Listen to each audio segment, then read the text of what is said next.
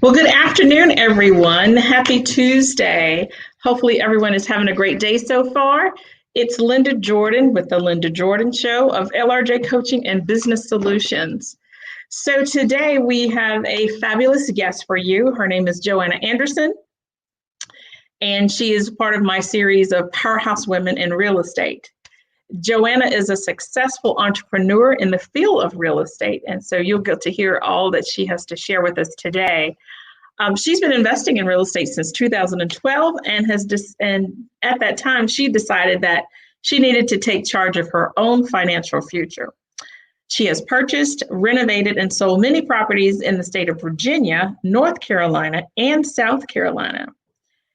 She's a graduate of Fayetteville State University and has a bachelor's degree in biology, which was her prior career of being a biology teacher for high school students in the state of North Carolina and Virginia. In Joanna's spare time, she presides over a local meetup group for investors. She volunteers with various charities for the homeless and speaks at various functions nationally. However, her family is her number one priority, and she has two beautiful daughters that are very talented, Madison and Reagan, as well as a gorgeous granddaughter, Winnie Rose, who we get to see quite often on Facebook to see all those beautiful pictures. So with no further ado, I welcome Joanna Anderson. Thank you, Joanna, for joining me today. Thank you for having me. I'm happy to be here. Awesome. So I provided our audience with a little bit about, your background, your history, and how you are a rock star in real estate. So just take a few moments and share your journey in getting into real estate investing, if you don't mind. Well, it was kind of an accident that led me to this. I think I was 23 and was getting married, and I had a house built in Kernersville in a new community that was still being built. And then 3 months after my wedding, we were moving back to Fayetteville, where we both attended college. And we couldn't sell our brand new house in a brand new neighborhood because they could have a brand new one built themselves without buying ours. That was months old. So we had to figure out how to afford two mortgages. And so we ended up buying a very distressed property in a nice neighborhood in Fayetteville while continuing to pay the mortgage on our vacant property while it was listed.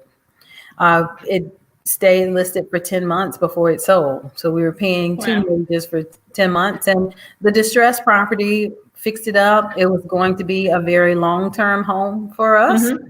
But after a year of living there, we were moving again. And we put the house on the market. It sold right away, and we made $40,000 on the sale, which is unintentional because we were just buying it to enjoy it ourselves, not as an investment property. So I thought, if we can do this without intention, what could we do with intention? So it took us probably 7 years after that before we invested in our education and really started investing in real estate. And we invested with fortune builders. Mm-hmm. And because I'm a teacher, I'm also very coachable. And I realized the power of education. So I did everything my coaches told me. I went to our live events and learned as much as I could and applied as much as I could within my very busy schedule as a biology teacher, a mother, and a wife. So within 8 months, we had 3 deals all at once. 2 we wholesaled and 1 we rehabbed. And that just fueled the flames, and we just put the coal in the engine and kept turning. Wow, that's awesome. So I know people that are listening are probably thinking, oh my gosh, she made this sound so easy. And we all know that it's not that easy. Yeah. 8 months seemed like a lifetime when I was in it.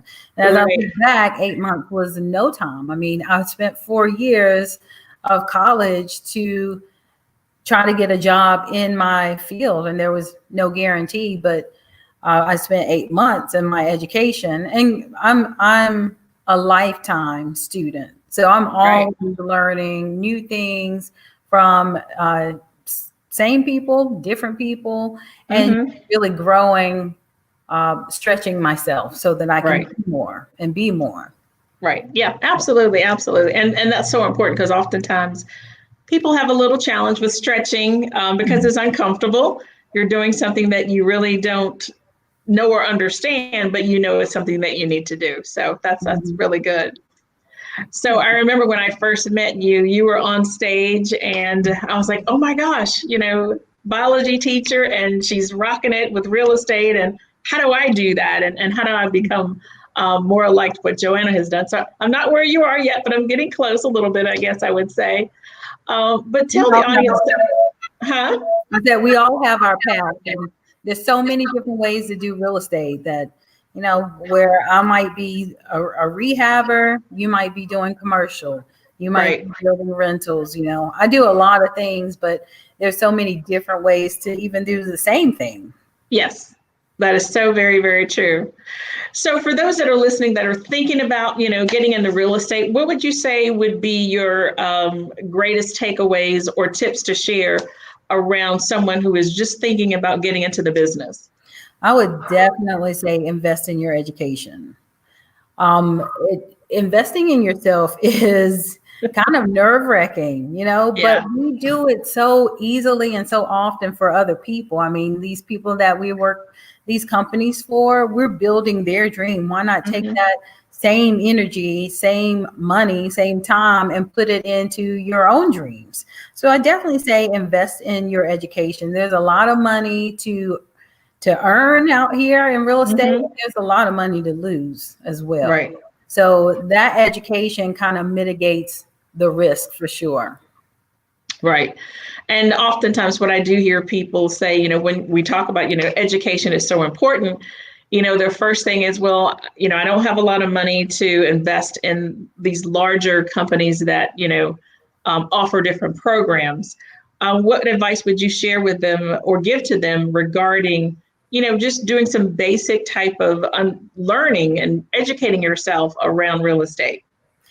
I would say, investing with some of these larger companies is going to accelerate what you can do. You can get free information here and there. It is free. A lot of it's free and a lot of it's accurate and a lot of it is not accurate. So Right. sure that you consider the source.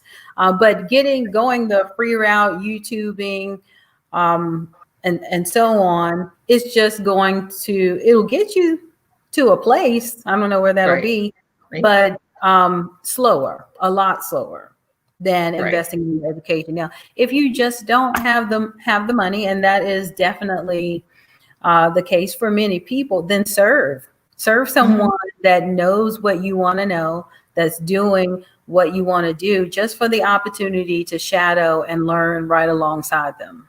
Right. Yep. Exactly. That's a great point. And sometimes people forget that, mentoring is one of the easiest ways to learn about, real estate or whatever business you want to learn about when you can work side by side with someone and gain some of that robust knowledge from them. Mhm. Yeah, I agree. Great. Awesome. So what would you say were some of your two greatest challenges in going from being a school teacher from the corporate world into real estate investing? My two greatest challenges were time and mindset. Mm, So I did not have a lot of time to put into learning and doing, because as a teacher, you work full time, overtime, borrowed time. uh, You do your work during school hours, but then you bring homework to grade. You call parents from your home during your own family time. And so I didn't have a lot of time just from that. But then I also had to come home and be a mom to my girls that were also in school, and try to be a wife too. So that's a lot right. to juggle. But I did it, so it can be done. Hmm. What I had to do was really look at my own schedule, how I was utilizing my time at work, to figure out why I always had to bring work home. And Right. I found out I was messing around at work. I was not using I was not using my planning periods very well. And so I had to get very organized. Every day I would probably go to the copy machine to copy papers because I wasn't organized. So I used that, and I would use my planning period for planning. And one day out of 2 weeks, I would go take my whole planning and copy everything for 2 weeks. So that cut out my every day going to the copy machine. Right. And I was prepared for class. So I had all of my materials together. And then I just had to put my foot down that Right. I'm not bringing work home. If it doesn't get done during these school hours, then it's just not going to get done. Right. So I left work at work. I utilized my time at work better. I stopped eating lunch with my teacher friends because it only takes realistically 5 minutes to eat. Right. But I was spending 30 chit-chatting, and I convinced myself that I needed that adult time, away from the kids. But what I really needed to do was leave my work at work. So I made that the priority. And then when I got home, I had time to spend with my kids, spend with my husband. By the way, I'm not married anymore. But we're going to make that clear up front. Now, are you saying you're available? I'm saying I'm not married. And I am my number one priority. So, and I would get up an extra hour early. I was always the first person to wake up in my household anyways. But that would be me getting lunches together, getting clothes together, ready for school, getting my own stuff ready for school. So I decided I'd wake up an hour earlier when no one in the world needed me. It'd be like 5 a.m. Nobody else in the world is up. Nobody was sending me an email at that time, and I could really get in some focused attention on training and sending emails that people could respond to whenever they wake up. Right. And so I really narrowed in on time management there. My second hurdle, moving from teaching to real estate, was mindset. I had been a servant all of my life, serving in education. And that is all that I wanted to do. But I wanted to do it differently. So I wanted to have my time freedom. So I had to change my mindset that, at some point I have to come first. At some point, my dreams have to come first. I can't just pour into other people from an empty cup. Right. So I had to change my mindset about a lot of things, including money was a big thing, because it was really a struggle for me to invest in myself. I went to college absolutely free. I had a full scholarship. So I didn't understand the monetary value of education because it was all free. Right. Initially. And so really pouring in financially, I was like, I've got to make this work. I have to realize my strengths, realize that I can do this, and make it work and get over those obstacles that other people come before me, they don't. Right. Yeah. That's such a true statement, because oftentimes we do put others in front of us, and then we also get into that imposter syndrome and blaming ourselves. And then at the end of the day, we get nothing done. But you're right. If you have that right mindset and you believe in yourself, you can do so much more than what you really thought you could. Awesome. So I love the fact that you are getting your daughters involved in the real estate. So tell us a little bit about that, because I think that's just phenomenal that, for young adults to understand that, they too can be business owners and not necessarily go into a lot of debt by going to college, but you can do both. But so talk to us a little bit about, that venture and how your daughters are doing in the business. Well, it is a roller coaster because it's still mom teaching them something that really has been foreign to our family before me, entrepreneurship in general. Right. And now I will say that they take bits of it and run with it. They dream bigger dreams than I ever have, which is the goal, Right. Working with mom, I have great leadership skills out there. My family says I'm very bossy, but I say it's great leadership skills. I would agree. Yeah, I think it's just good leadership skills. Moms can be bossy though. Yeah, and so um I hold the expectations high for them. Mhm. And I always let them know they don't have to love doing real estate. They don't have to do real estate if they don't want to. But most importantly, I show them what real estate can afford for them to do in their real dreams. Right. So my oldest, she wants to be a serial entrepreneur, whatever that means to her right now. My youngest, she changes. She wants to do nails.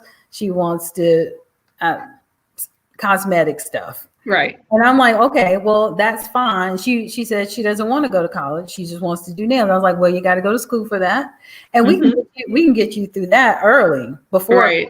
age. We can get that certification, and then you can go and learn how to run a business so you can own your own. Right. So really pouring in the entrepreneurship part. But then we sit down and we talk about my projects, and I break it down financially for them. How much is the mortgage on this property and how much rent comes in? And what are the other bills that are associated with this? And what do I get at the end of the month? And then what does that look like over a year's time? And what does that look like over 10 years, over 20 years? Because this piece of real estate is not going to fall down, and it's just going to continue to grow in value. And if we roll this 300, 500 cash flow over for 50 years, 100 years, you know, how much money can that make from one good investment? Right. And I take them for my rental properties. I take them to their property. I'm like, when I'm gone, this property is yours. And so let me show you what this is. Let me show you the numbers on it. My daughter and I just bought a property in Greensboro, and the lady, everything was in there. She was in a nursing home. She was taken directly from that house to a nursing home. And so she left everything in there. I don't know the lady. I got this deal from a wholesaler. But from her things, we could tell a lot about her. She was well read. She had an amazing book collection. She had an amazing collection of records. And usually I would just go in and say, get all of this stuff out of here and let's get to work. Right. So I had my youngest with me. I was like, let me stop by and check on this property. And she got to digging through that stuff, and she found record players and a lot of different records. And she was like, no, let's take these. Let's go through them. So we loaded up my Jeep, and it was loaded. Oh, wow. We found Michael Jackson collection. Oh, wow. We found Billie Holiday, Nikki Giovanni. She had a great collection. Wow. And so with that, you know, now that property, we just started work this week. It'll be finished next week, and it's a rental property. She knows that hers. She will work the numbers. I'll show her, you know, where do we go to pay the mortgage, because it's a subject too. So how do we pay this mortgage, and you know, who's the property manager? And so I keep them involved on their properties, the properties that will be theirs. Right. Yeah. That's awesome. That's awesome. Because, you know, teaching them now will just be so much more beneficial when they, you know, are managing those properties of their own, and, you know, when they want to start maybe their own business. So that is critical that, you know, we make sure that we're teaching our kids as well as our families around, you know, being an entrepreneur, because, you know, oftentimes a lot of families don't grow up being, you know, being a boss or being an entrepreneur. I myself am the only entrepreneur in my family as well. And so sometimes that can be a struggle in conversations of they're like, well, what are you doing? Yeah, they just have different mindsets. So as we get to our close, I guess I would ask, you know, what's the main takeaway that you would share with the audience around real estate and how you've grown your business, and you've in 3 states now, I believe. So you're definitely a powerhouse woman in real estate. So what would you say to the listeners around, you know, if they want to get to where you are and some of the steps to take? Well, I would say I believe that everyone should own at least one property and at least one rental property. Yes. And get educated about investing, increase your network. I operate in 3 different states, and I couldn't do that if I didn't have a great network and a great team, be able to operate in all of those states. I was forced to do it, but it created so much growth in me. And so I encourage everyone, just step out of your comfort zone. That comfort zone is not going to serve you. You're not going to grow in your comfort zone. Yes, it feels nice and cozy, but if you want to be better, if you want to be bigger, you've got to get out of your comfort zone and get coaching, get a mentor, get a coach. Right. Yeah. Awesome. Awesome. Great. Thank you so much for sharing that. And if people wanted to connect with you, what's the best way for them to reach you, Joanna? Facebook, Instagram, LinkedIn.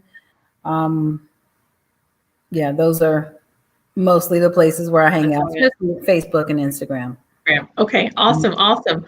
Well, I appreciate your time today. It has been fabulous to get to know a little bit more about you and understand how your business operates. And the beauty of it is that, you know, you're bringing up your daughters to want to be entrepreneurs or show them the way so that, you know, if they do get a job in corporate and something, you know, crazy happens and they get laid off, whatever, they have another stream of income that they can go to. And I think that's one of the areas that people often struggle with, is not having another stream of income or knowing how to, you know, have another stream of income. And so people do struggle. But most importantly, you're sharing with them the mindset of, you know, being a female entrepreneur and a woman of color. Yes. So that's awesome. So thank you so much for joining me today. And those that are listening, you know, definitely connect with Joanna on Facebook, Instagram, and LinkedIn, right? Yes, and my YouTube channel. Check out and her YouTube channel, Remnant Real Estate Solutions, so you can see some of the projects I've done. And that's also a source of free information too. Awesome. Great, girl. Awesome. So check her sites out and connect with Joanna. So thanks for joining us. And until next time, have a great week.